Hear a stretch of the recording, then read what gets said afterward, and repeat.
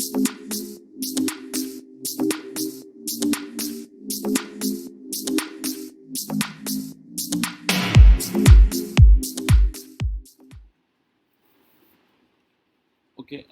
നിഫ്റ്റിയിലെ ഏറ്റവും ഇമ്പോർട്ടൻ്റ് ആയിട്ടുള്ള അപ്ഡേറ്റ് ആണിത്.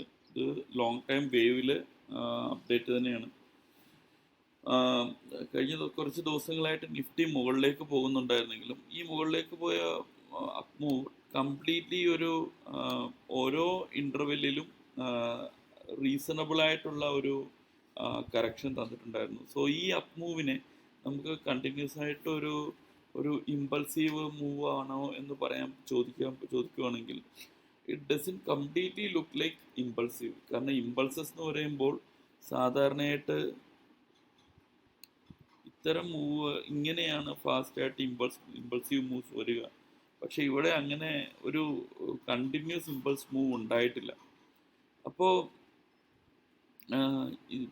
ഓരോ അപ്വേർഡ് മൂവ്മെന്റിന് ശേഷം റീസണബിൾ കറക്ഷൻസ് ഉണ്ടാവുന്നതായിട്ട് കാണാം. സോ ഇങ്ങനെ വരുന്നത് കൊണ്ട് തന്നെ ഓപ്ഷൻ ട്രേഡേഴ്സിൻ്റെ ഡിഫിക്കൽട്ട് ജങ്ക്ചർ ആയിരുന്നു ഇത്.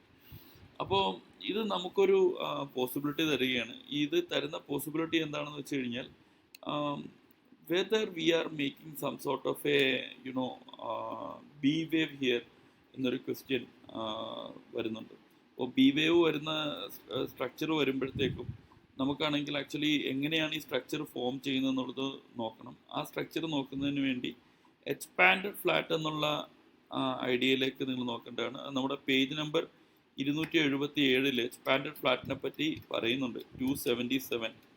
അപ്പോൾ എക്സ്പാൻഡ് ഫ്ലാറ്റിനെ എങ്ങനെയാണ് കണ്ടുപിടിക്കുന്നത്, അതിൻ്റെ സ്ട്രക്ചർ എന്താണ്, ഇതെല്ലാം അതിനകത്ത് ഡീറ്റെയിൽ ആയിട്ട് പറയുന്നുണ്ട്. ദാറ്റ് ഈസ് വൈ ഓഹരി ചാണക്യ എന്ന് പറയുന്ന ഒരു റീഡിങ് മെറ്റീരിയൽ അല്ല, മറിച്ചൊരു റെഫറൻസ് ബുക്കായിട്ട് യൂസ് ചെയ്യണമെന്ന് അതുകൊണ്ടാണ് പറയുന്നത്. അപ്പോൾ ഇവിടെയാണെങ്കിൽ റെഫറൻസ് ബുക്കായിട്ട് എങ്ങനെയാണ് ഇത് ഉപയോഗിക്കാവുന്നത്, ഇതിൽ ക്ലിയർ ആയിട്ട് പറഞ്ഞിട്ടുണ്ട്. ഇത്തരം സ്ട്രക്ചറുകളിൽ ബി തരംഗം എ തരംഗത്തിൻ്റെ 138.2% വരെ പോകാറുണ്ട്. നമുക്ക് നോക്കാം ഇവിടെ എ തരംഗത്തിൻ്റെ ലെങ്ത് എത്രയാണെന്ന് നോക്കാം. എ തരംഗത്തിൻ്റെ ലെങ്ത് എ എന്ന് പറയുന്നത് ഇവിടുന്ന് ഇവിടെ വരെയാണ്. അതിൻ്റെ ലെങ്ത് 990 ആണ്. ഈ ഇപ്പോഴത്തെ നിഫ്റ്റിയുടെ കാര്യമാണ് പറയുന്നത്, 990 ആണ്. ഈ 990 ഇൻറ്റു 1.382, അതായത് 138.2%. അതാണ് ഈ 1368.18 അല്ലെങ്കിൽ 1368 എന്ന് എടുക്കാം. അതാണ് ബി തരംഗത്തിൻ്റെ ലെങ്ത് വരേണ്ടത്. അപ്പോൾ എ തരംഗത്തിൻ്റെ കൂടെ ബി തരംഗം ആഡ് ചെയ്യുമ്പോൾ എ തരംഗത്തിൻ്റെ എൻഡ് എന്ന് പറയുന്നത് 21,136 ആണ്. അപ്പോൾ ഇതിൻ്റെ കൂടെ 21,136 എന്ന് ആഡ് ചെയ്ത് നോക്കുക, 6. അപ്പോൾ നിങ്ങൾക്ക് ബി തരംഗത്തിൻ്റെ ടാർഗറ്റ് കിട്ടേണ്ടതാണ് അപ്രോക്സിമേറ്റ്ലി 22,504. അപ്പോൾ ആ ഒരു കാര്യം എക്സാക്ട്ലി 22,527 ആ ഒരു ലെവൽ വരെയൊക്കെയാണ് നിഫ്റ്റി പോയേക്കുന്നത്. അപ്പോൾ ആ ഒരു പോയിന്റ് നമ്മൾ കയ്യിൽ വെച്ചിട്ട് നോക്കുകയാണെങ്കിൽ നമുക്ക് മനസ്സിലാവുന്ന ഒരു കാര്യം, ഇതൊരു ബി ആവാനുള്ള possibility is very much there എന്നാണ്. രണ്ട് കാരണങ്ങൾ കൊണ്ടാണ്. ഒന്നാമത് ഇത് കംപ്ലീറ്റ്ലി ഇമ്പൾസ് അല്ല.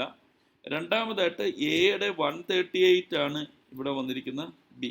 അപ്പോൾ നമ്മൾ എന്താണ് ഇവിടെ പഠിച്ചത്, എക്സ്പാൻഡ് ഫ്ലാറ്റ് സ്ട്രക്ചറിൽ നമ്മൾ ക്ലിയർ ആയിട്ട് വായിച്ച് പഠിച്ച ഒരു കാര്യമാണ്. ഇത്തരം സ്ട്രക്ചറുകളിൽ പേജ് നമ്പർ 277 ഇത്തരം സ്ട്രക്ചറുകളിൽ ബി തരംഗം എ തരംഗത്തിൻ്റെ 138.2% വരെ ആകാറുണ്ട്.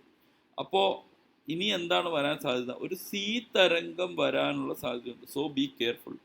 ഈ ഇൻഫർമേഷൻ തരുന്നതിന് വേണ്ടിയാണ് ഈ വീഡിയോ ചെയ്തിരിക്കുന്നത്. അപ്പോൾ ഒരു സി തരംഗം ഇങ്ങനെ വരാൻ സാധ്യതയുണ്ട്.